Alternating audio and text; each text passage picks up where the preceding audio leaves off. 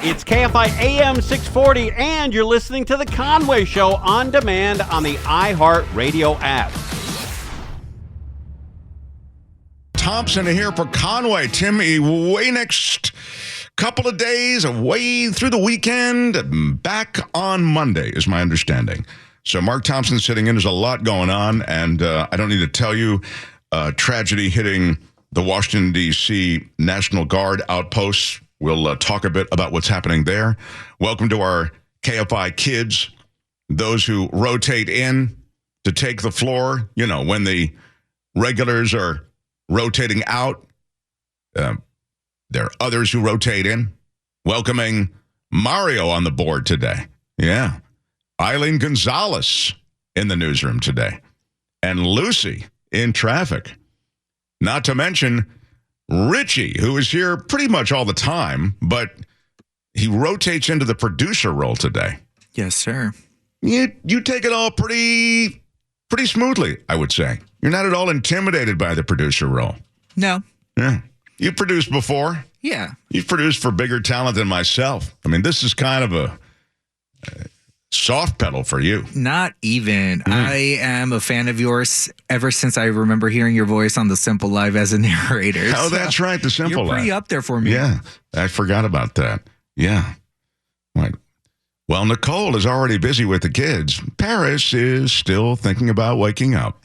Yeah, that was the extent of my narration on The Simple Live. That's hilarious. It's probably still the same. I will tell you and remind you, Eileen Gonzalez in the newsroom, please chime in with anything. Obviously, anything news-related that has, we do a lot of news breaks here on KFI, but anything that we need to know about. I'm on it. Yeah. And likewise, if you have any thoughts on anything I say, because you're welcome here. There, again, no moments that you're not allowed to chime in. I do want to start with what's happening in Washington. There is a suspect in custody. The suspect was also shot with injuries, not life-threatening injuries, as I understand it. But the two West Virginia National Guard members shot did pass away.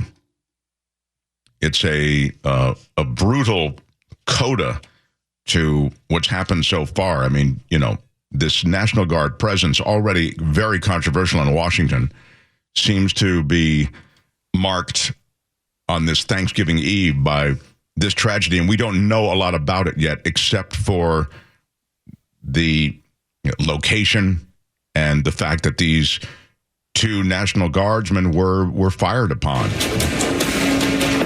Good afternoon. I'm Wade Johnson in New York. We're coming back on the air because of the breaking news. Two members of the National Guard shot in Washington, D.C. Let's listen into authorities right now holding a press briefing. Mayor. Thank you. I'm Muriel Bowser. I'm the mayor of Washington, D.C., and I, too, want to send my thoughts and prayers to the families of the Guardsmen and to the Guardsmen who are in critical condition in a local hospital. I am joined by members and leadership from the D.C. National Guard, from the West Virginia National Guard, United States Secret Service, Deputy Mayor Pia, Fire Chief Donnelly, and Metro's General Manager Randy Clark, and we join with the FBI Director in ensuring that MPD investigates, the U.S. Attorney prosecutes this case to the fullest extent of the law. I've had the opportunity to brief U.S. Attorney General Pam Bondi, who was speaking to the president when I called, as well as the United States Attorney Pirro, who assured me that this case will have her office's complete attention. I'll say this, that this is I was mentioning it, kind of, it's like a weird inflection point in all of this. And the reason I say that is because, look, this is an extremely controversial deployment of the National Guard. It was contested legally. It was contested locally in Washington, but it was contested by the mayor, who you just heard from. That's who was speaking. In addition, there's a legal controversy around it. The National Guard in the nation's capital, I should say, it triggered a court fight, right? And so there was this policy debate. There's a court fight, and the debate around the use of the military to combat, an out-of-control crime problem, which is pretty much what it was cast as, has been something that's insanely controversial. And so these soldiers patrolling neighborhoods, train stations, other locations, they were picking up trash, guarding sporting events. It was a weird presence of the National Guard in Washington. And I should just mention this, having grown up in Washington. There are more police officers of one sort or another in Washington than any other city in America. You have the Washington Metro Police. Then you have the Park Police. Then you have the Embassy Police. Then you have the Secret Service Police. Then there are within those agencies sub-police units. You go to Washington and there are police cruisers everywhere, and they're not, Metro cops. They're in one of those agencies I just mentioned. And there are probably others that I didn't even think of. And the idea that you would need to buttress them to support them in some way with the National Guard was something that for a lot of locals just seemed weird. Now, that said, I'm sure there are a lot of locals who go, I'm glad the National Guard's here. The crime rate is too high, and even though it was at an all-time low for the last, you've heard all of these arguments before, the last 5-year period, I think it was. But beyond that, the murder rate, much, much lower than in the past. Washington, D.C. used to have a reputation as like the murder capital of the nation. They had to change the name of the basketball team from the Bullets to the Wizards. That was because so many people were being victimized by gun violence in Washington. So anyway, I get back to the National Guard thing, because I guess what I'm saying is they weren't deploying the National Guard in many of these areas that had been stricken by crime. Some of these really deep inner city neighborhoods were not seeing the National Guard presence. They were showing up, at, as I say, at sporting events, not far from the White House, picking up trash. But last week, there was a federal judge who ordered an end to this deployment. So this is a weird thing that's happening alongside that federal judge's order. But the key thing about that order was it was put on hold for 21 days to allow the Trump administration time to either remove the troops or even appeal the legal decision, right? They had the right to appeal it. So in this time, we have this horrible development and these two fatalities. It's a really sad moment associated with this policy. Chaotic and tragic scene here. As you can see, more law enforcement arriving. The scene seems to be congregated around the Farragut West Metro Station, there at the end of the block, just beyond that fire truck. We have seen National Guard in recent months stage at these metro stations as part of a larger public safety operation. And as you can see, we see a number of National Guardsmen who have also arrived here. In fact, our bureau is just a few blocks away. As we were running here to this scene to cover the story, we were running behind members of the National Guard who were sprinting here on their cell phones, trying to get a sense of what was going on. We saw one apparent victim, someone in National Guard fatigues, being worked on by EMS and other law enforcement. We saw at least one of them at the entrance of the metro station, and then we saw another of those loaded into an ambulance, which sped off here with a police escort. Obviously, not much information coming out of the scene. Law enforcement now say they have it locked down, but chaotic here. Another thing we witnessed as we arrived is EMS sprinting to that metro station here. Now this scene has transitioned to be one of an investigation. We've seen federal agents arrive. We've seen tactical units with the Secret Service here, as well as DC Fire. And of course, those fellow National Guardsmen who are here now watching and looking on as this tragic scene unfolds. Yes, and now, since that report, we know that those two National Guardsmen lost their lives in that shooting, and the shooter wounded, being treated apparently with what are not life-threatening injuries. So that's the latest on that. We'll continue to update it. But again, it's wrapped in this controversial policy to begin with, and that only makes the whole situation uglier. It's KFI AM 640. We're live everywhere on the iHeartRadio app. Mark Thompson sitting in for Tim Conway Jr. You're listening to Tim Conway Jr. on demand from KFI AM 640. Mark Thompson sitting in for Tim Conway Jr. Hope you're having a pleasant ramp up to Thanksgiving. If you're headed out of town, traveling anywhere beyond your home, you may run into some choppy water. And Michael Monks is here from KFI News to talk a little bit about that. What's happening, Michael Monks? Man, I tell you, if there is one thing we in Southern California don't need help with, it's making our commute an absolute living hell. But in spite of that, we got some help with it just yesterday. And not just on any old road, but Century Boulevard near LAX. I just couldn't believe this because, as you say, it's so awful anyway on a regular day. You add to that Thanksgiving week, and then all of a sudden a labor dispute and protest, and you have a situation where I'm sure travelers are melting down over this. Oh, boy, were they melting down. We saw cars being abandoned by folks who were getting out of their vehicles and walking the rest of the way to the airport because they could not get in. What's happening at the airport is a union, a very influential union in Los Angeles politics, Unite Here Local 11.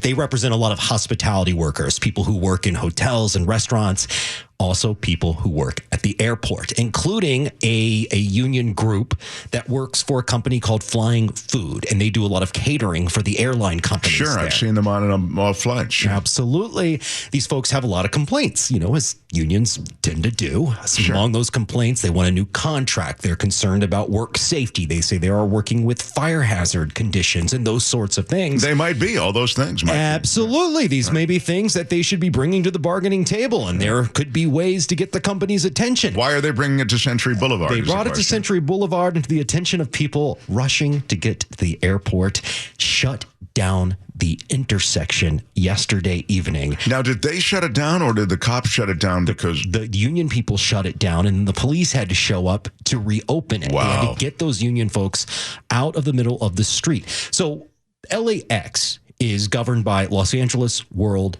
Airports Association. This is known as LAWA, and that is an entity that in itself is governed by the city. So it is a governmental agency. What the union says it wanted to do was get the attention of city officials, and this union battle that's taking place with Flying Food Incorporated, that they're not coming to the bargaining table to talk about these employees' concerns. So they got their attention all right. Certainly got the attention of commuters as well. This was disrupted for 2 hours. When you think about what time frame do you give yourself when you get to the airport, it's about a couple hours usually to play it safe. You want to get to the airport. So it cost people their flights. It was costing people their flights, not just domestically, but some of these folks that we heard from were flying overseas and felt like they were not going to be able to get to their flight on time because of this airport disruption. So what do you think, Mark? Do you think this was an effective form of protest? Not. I always say this is this kind of thing. It has the opposite effect, right? So now you're angry at the union, whatever it might be. In this case, it represents all of these employees who work at the airport in and around. And now you're angry at them. Right? It's like, screw them. Are you kidding me? It's why do we all have to pay the price? That's why I asked you if they were actually in the intersection or on the sidewalk. Or, you can make the point. You can pick it alongside all of this. It does make an impact. I do take note of hotel workers that are picketing outside the hotel without blocking the way to the hotel.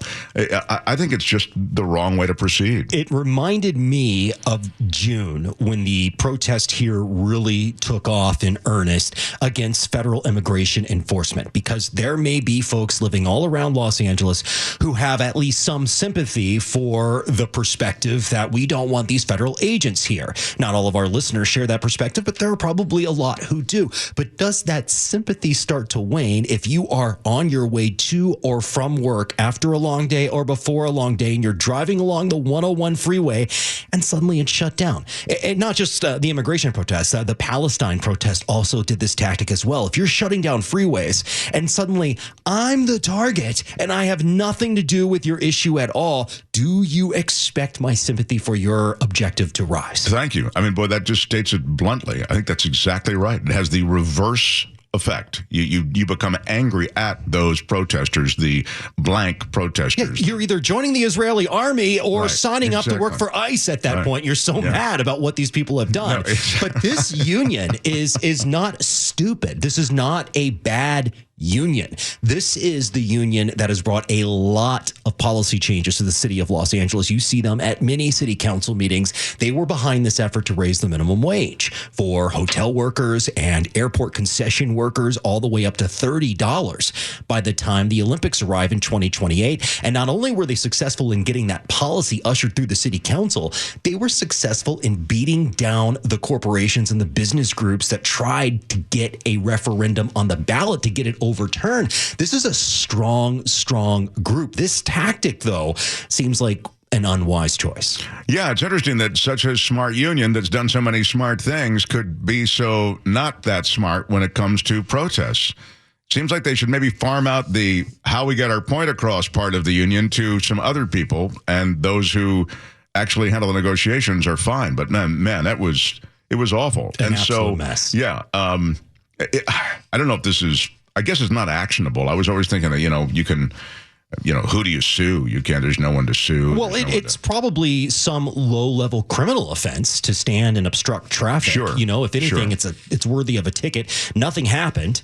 That's kind of LA for you. Yeah. There are a lot of these types of disruptions that take place for a litany of issues all the time in this city. I think the police are typically thankful to just get it cleared rather than pursuing any action. And that's what they were sent in to do. So I'm sure that, from that standpoint, they check the box. But you shouldn't be able to block traffic full stop without paying some kind of price. Someone could get killed. Yeah, exactly. Thank you. And, as tempers flare and there's an urgency to get into the airport, somebody might have just floored it. And that would have been the end. I mean, think about when you, just as a regular guy, are at your most unreasonably angry. Yeah. You're probably behind the wheel of your car. Okay. You're yelling things that you would never say in person. I used to get into a road rage with my dad in the car, and my dad is just the opposite, like super mellow. You know what I mean? He's going, "What are you doing? What's going on?" And you understand? I'm I can't believe the vile things that come out of my mouth when I'm driving. Exactly. All right, stick around because I want to ask you about what's happening with the food assistance program in California. There's a lawsuit underway, and I want to talk about that next. Michael Monks from KFI News. We continue. Tim Conway Jr. Show. Mark Thompson sitting in for Tim on KFI AM 640. Live everywhere on the iHeartRadio app. You're listening to Tim Conway Jr. on demand from KFI AM 640. Mark Thompson sitting in for Tim Conway Jr. Just want to update that National Guardsman situation in Washington. Originally, they were telling us, and it was reported widely, that the two National Guardsmen had lost their lives. Now they're saying that's not necessarily the case. While they are in critical condition, they may be fighting for their lives. The gunman, anyway, who is accused of shooting these two National Guard members, this is blocks from the White House, as most of you probably know by now. He's a 29-year-old Afghan national, an illegal immigrant, apparently, that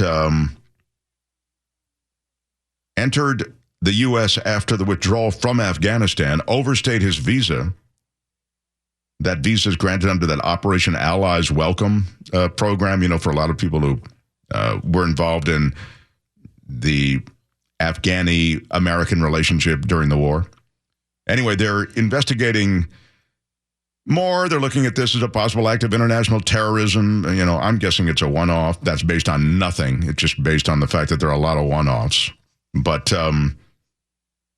FBI officials confirming that the two West Virginia National Guardsmen remain in critical condition, though, and we will continue to update that situation. Talking to Michael Monks, it's wild just on the notion of California politics, and we're talking about Los Angeles and L.A., you get frustrated living here because it's such a great place, and yet you do see the oversteering in many ways of liberal policies in California, just the same way you see the oversteering of right-wing policies in Washington right now. I mean, you can just, it's pretty much take your pick of the most extreme right-wing policies, and they're getting through on the strength of, a guy who was elected president. But all I'm trying to say is when you come to L.A., you see the power of of left-wing policies and how they're not really working out for. I mean, it seems like neither one of those extremes is a good fit when it comes to life. Yeah, certainly not universally popular. I mean, President Trump did win a second term after losing his first bid at re-election, but polls show that his approval rating is not great. It's certainly not where he would want it to be, or might even say where it is. He does like to build himself up very much. So, his position on immigration has seen his numbers go down, and that is a pretty extreme position where he was promising these mass deportations. He ended up being the big polling loser of the government shutdown, according to some pretty trusted polls, that most people blamed President Trump than Democrats. So yeah, and I like that you mentioned the immigration thing and that you mentioned the shutdown, because I think when it comes to policy, Trump really takes on water. Like, you can like Trump, he's a charismatic guy, and you can like him for a number of reasons, strength of leadership, whatever it might be. But the policies, when those are polled, they don't poll in a very popular way. Because they're extreme. They're extreme in a lot of ways, and I think for the most part, the American people are not extreme. They may support when you have a choice between two extremists, you've got to pick one, but it doesn't cumulatively represent all of their values or perspectives and points of view. And to build on what you're saying, take Los Angeles, for example. This is a place that is governed, I think, beyond traditional Democrat policies, beyond traditional liberal policies. There are some pretty leftist concerns that find their way ushered through the halls of power, whether it be LA City Hall or the LA County Board of Supervisors. And we were talking at the break about these minimum wages because they came up a bit with this Unite Here union, and they fought for $30 an hour for these airport workers. And, I think a lot of people would be sympathetic to folks needing to make more money because of how expensive it is to live in LA, but also sympathetic to the businesses who are saying, wait a second, we can't afford $30 an hour for maid service at our 40-room hotel. You're killing us. We'll close. Or other developers saying we're not going to bring a hotel to the city at all. So you create these problems based on your bleeding heart in support of one extreme.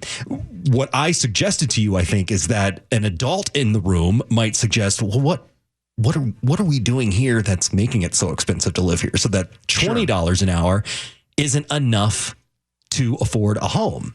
And then are there some policies that we could adjust to make it a little bit easier for folks to get by while also not scaring off the businesses that we need for tax purposes? The problem is that the jigsaw policies that are all put together in that puzzle are so complicated, or at least interlocking, that it's a little hard to disengage them. For example, rent control, right? The rent control that then leads to, well, a break for renters, but you pay on the other end, and the inventory associated with new housing begins to be affected. That is to say, there is less and less, because why do you want to get into a rent control situation if you're a landlord? And if you own a rent-controlled building, why keep it? If you know that your own costs are going up, because the LA City Council has no control over the cost of materials and supplies necessarily, if those costs are going up, but inflation stays at a certain level that affects the amount you can raise the rent of your tenants, then you're going to be underwater at some point in that. And did you know, I learned this during this debate from some apartment builders and managers. Let's say there's a plot of land, and there's 4 apartments on it. But it's a good enough sized piece of land that you, the developer, would buy it and say, I could build a building with 24 units on that slot. Well, that sounds good to LA because we need more apartments. So tear down the 4 family and put up the 24 units. Well, if those 4 units are rent controlled, you don't just have to put 4 rent controlled units in your new 24 unit building. They all have to be rent controlled. Wow. I mean, there you go. That states it bluntly. I mean, you're not incentivized in any way to make the kind of development that you're talking about. If you're scaring off businesses, you're depleting your tax base. And if you're depleting your tax base, there's not going to be anywhere for people to work no matter what the minimum wage is. And that's just going to send this city further. Both the city and the county are in absolute financial distress. Neither government entity have addressed that seriously yet. I predict that by next spring, when both are really putting together their budgets, we will know how serious they plan to be. I mean, we talked about this last time I spoke with you about the incredible water that the county's taken on and that the city's taken on, and the services are going to be cut back. I mean, it's pretty grim. And what do you have to show for it? That's really what the point of this particular conversation is what do you have to show for it in Los Angeles and Los Angeles County for these policies and for this spending? Yeah, for mishandling fiscal policy, you pay a huge price, and the residents of LA County and LA City pay that same price. Or they become residents of Idaho. Right, that people move away. When we come back, I want to talk, though, about then this food assistance program. Yeah, the state of California has filed its 48th lawsuit against the Trump administration. Yeah, Rob Bonta has filed a lawsuit. We'll talk about it next. Mark Thompson sitting with Michael Monks just for one more segment. I want to get Monks talking about this SNAP program and food assistance in California. Tim will be back on Monday. I hope you are ramping up to a really cool Thanksgiving holiday. We're all happy that you're here with us on KFI. We are KFI AM 640, live everywhere on the iHeartRadio app. You're listening to Tim Conway Jr. On Demand from KFI AM 640.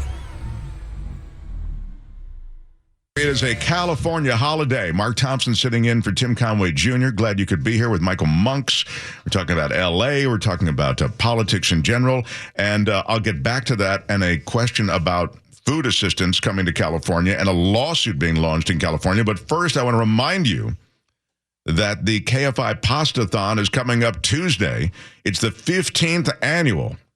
Chef Bruno's charity, Caterers Club, provides more than 25,000 meals every week to kids in need in Southern California. And it's just a remarkable thing, given that this was like a startup. You know, you hear about these things that happened, like we had an idea, Steve Jobs and Steve Wozniak in the garage, and it turns into Apple Computer. I mean, that's kind of what Caterers Club is. It was an idea.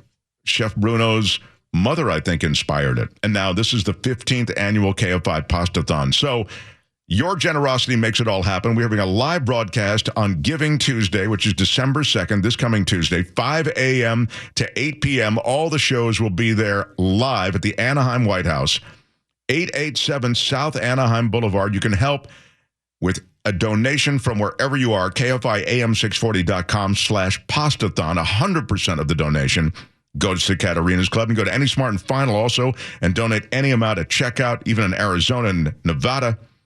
And the Yamava Resort and Casino, just off the 210 in Highland. You can cash your winning ticket at the kiosk. It'll ask you if you want to donate some change to Caterers Club. Say yes, and that goes to Caterers Club. So all these details are at KFIAM640.com/pastathon, and we'll see you Tuesday.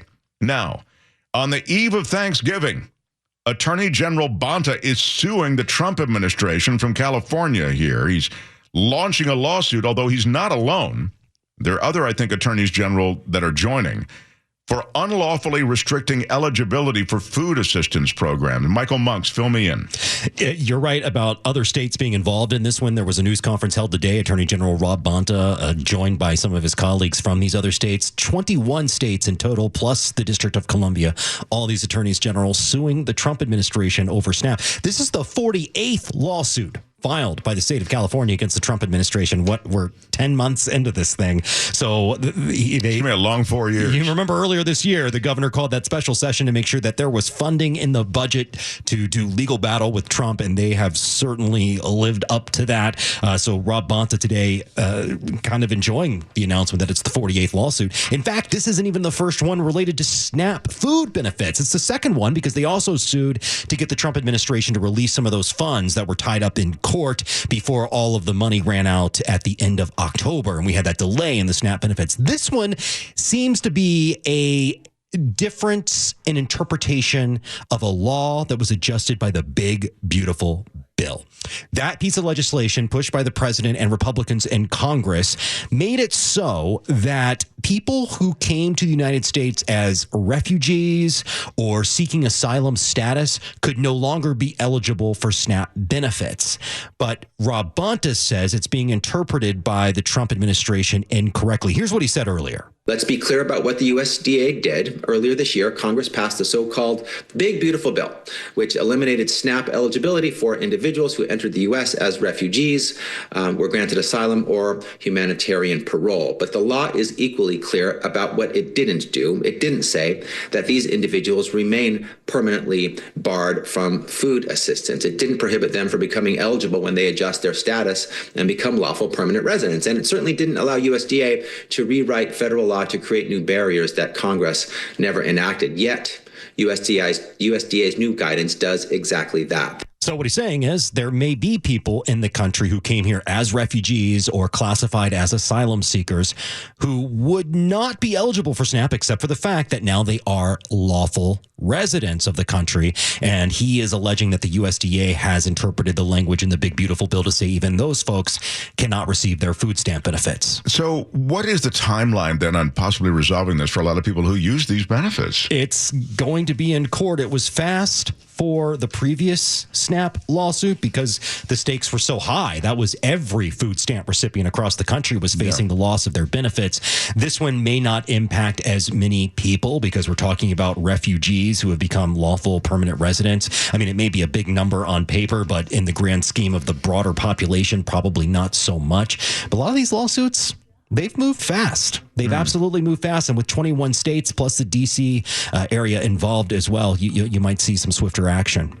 I didn't realize that there are 5.5 million Californians every month who need this program. Oh, it's huge. Even here in Orange County has a lot of SNAP benefits. It goes back to what we were talking about a little bit ago. It's very expensive to live here. And people who have relatively decent jobs will get some CalFresh benefits to help them afford to eat. Well, there is a huge scandalous aspect to the social services provided to so many and the way in which a lot of even big box stores or the Walmarts of the world benefit enormously from their ability to hire people at lower wages, and then they know that, you know, it's picked up on the other side by the feds or by the state. It's sort of a loophole. What do you call that? It's subsidized. It's like a loophole. Yeah, it's absolutely, it's a subsidy. That's 100% what it is. Monks, you're great. Thank you for being so good on so many Thanks for having me. Happy Thanksgiving to you. You too, my friend. You're staying in, or you're what are you doing? Yeah, we'll hang out in our loft in downtown LA. Maybe a few friends are coming over, but just watch people throw fiery balls at each other down below on the street, and or we might have a few balls to throw ourselves at these people. Oh wow, well there you go. We're feeling feisty these days. All right, he's our downtown outpost. That's why I always like to ask him about whatever craziness is happening in downtown LA. Good to see you, Michael Monks. You too. Happy Thanksgiving. We'll see you next week. It is the Tim Conway Jr. Show. Mark Thompson sitting in. KFI AM 640 live everywhere on the iHeartRadio app. Conway Show on demand on the iHeartRadio app. Now, you can always hear us live on KFI AM 640, 4 to 7 p.m. Monday through Friday, and anytime on demand on the iHeartRadio app.